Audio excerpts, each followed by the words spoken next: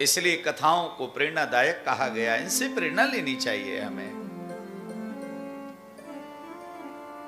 कल हम बलि और वामन का प्रसंग श्रवण कर रहे थे, तो राजा बलि जो कि त्रिलोकी का साम्राज्य जिनको प्राप्त हो गया अपने बल के द्वारा, अपनी तपस्या के द्वारा, जिनको त्रिलोकी का साम्राज्य मिल गया है। लेकिन याद रखिएगा महाराज,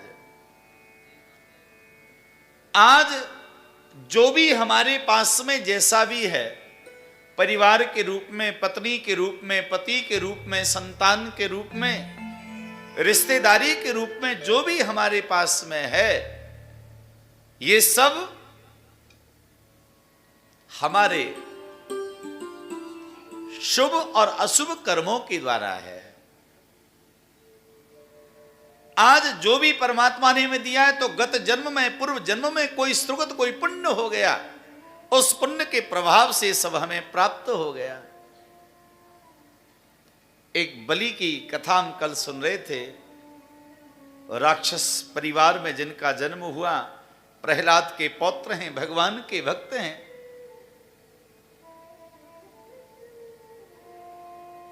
तो क्या कोई कल्पना कर सकता है कि बलि के द्वार पे भी वामन भगवान स्वयं 3 पग भूमि दान में लेने के लिए प्रभु का पदार्पण हुआ। इस जन्म में जो बलि को इतना बड़ा साम्राज्य मिला, इसके पीछे का रहस्य क्या है? तो कथा आती है स्कंद पुराण में। ये बलि जो था, गत जन्म में एक हिंसक था।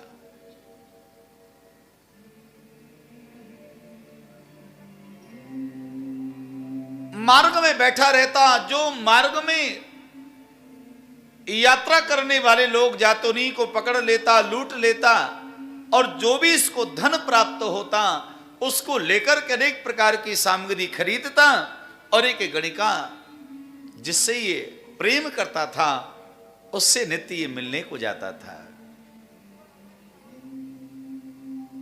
महाराज वर्षों का इसका नियम चलता रहा। धीरे धीरे ये वृद्ध हो गया, बूढ़ा हो गया। आज सांझ के समय जब ये जा रहा था, अंधेरा ज्यादा हो गया। मार्ग में भगवान महादेव जी का एक मंदिर मिला। संजोग कुछ ऐसा रहा,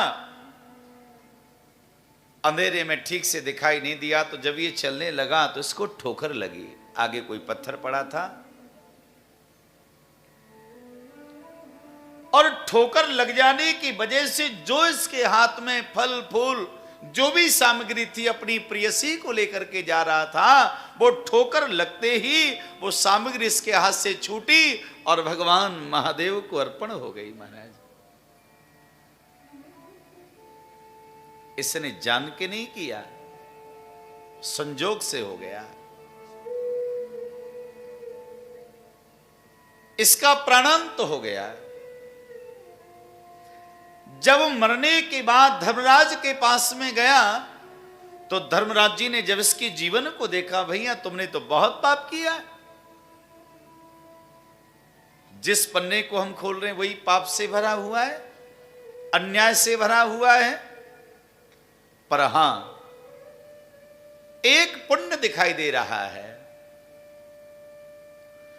कि शिवरात्रि के पर्व पर प्रदोष वेला में भगवान महादेव जी के मंदिर में सांझ के समय, प्रदोष की वेला में, गोधूली वेला में तुमने अनेक प्रकार की सामग्रियों को भगवान महादेव को अर्पण किया। ये पुण्य नजर आ रहा है। तो बताओ, पहले पुण्य भोगना चाहोगे या पहले पाप भोगना चाहोगे? इसलिए कहा, मुझे जरा ये बताओ, जो मेरे द्वारा पुण्य है उस पुण्य का फल क्या है? तो धर्मराज जी ने जैसे इस पुण्य का फल निकाला, ये स्कंद पुराण की कथा सुना रहा हूं आपको।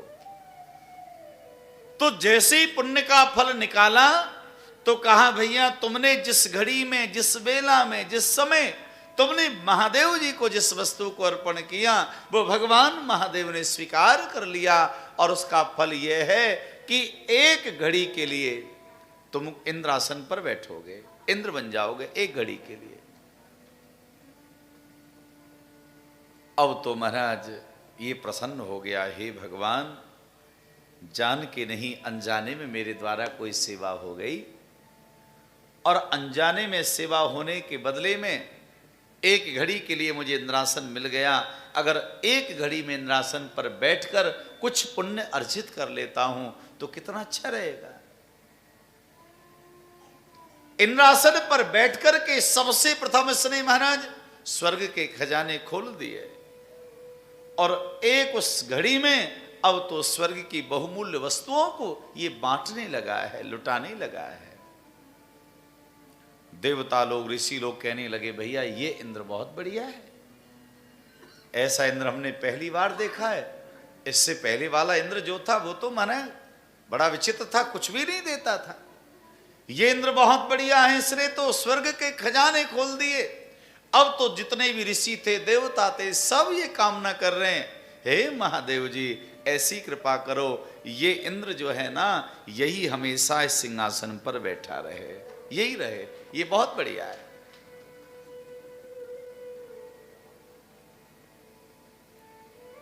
और एक घड़ी का जो समय पूरा हुआ तो वहां पर बृहस्पति जी आगे उन्होंने कहा, रुक जाओ, अब तुम्हारी समय अवधि पूर्ण हो गई है। फिर से धर्मराज के पास में ले जाया गया, और धर्मराज जी ने अब उस एक घड़ी का पुण्य फलाया। तो धर्मराज जी तो एकदम चौंके, भैया अब तो इसका इतना पुण्य बन रहा है कि अब तुमको इंद्रासन से कोई हटा ही नहीं सकता है।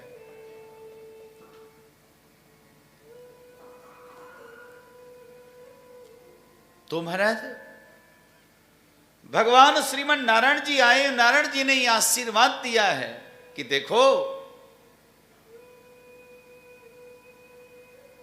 अभी तो इस इंद्र का समय चल रहा है, लेकिन अगला जो मनमंत्र आएगा उस अगले मनमंत्र में तुम इंद्र बनोगे। और एक अवसर भगवान ने दिया है कि बलि के रूप में महाराज प्रहलाद के पौत्र बनकर के ये आ गए हैं। सही बताएं सज्जनों, ये मानव देह जो परमात्मा ने हमको दी है ना, ये स्वर्णिम अवसर ठाकुर जी ने हमें दिया है। अगर किसी और शरीर में रहते महाराज, किसी पशु में, कीड़े मकोड़े में अगर रहते तो सही बताओ हम क्या महाराज ये आराधना, ये सत्संग, ये पुण्य का कार्य, शुभ कार्य, मंगल कार्य क्या हम कर पाते? ये केवल मानव के ही सौभाग्य में है, इसलिए मानवों को बहुत श्रेष्ठ बताया गया है।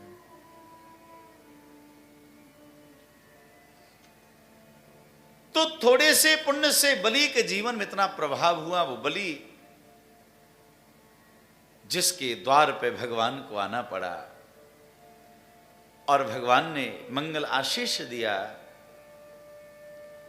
बलि ने कहा, प्रभु आप मेरे द्वार पर विराजमान हो जाओ, मेरा जो महल बने उस महल में 52 दरवाजे हों, जिस दरवाजे से बाहर जाऊं, जिससे अंदर जाऊं, उस द्वार पर मैं आपको पाऊं। भगवान कहने लगे, भैया हम तुम्हारे सेवक बन जाएं।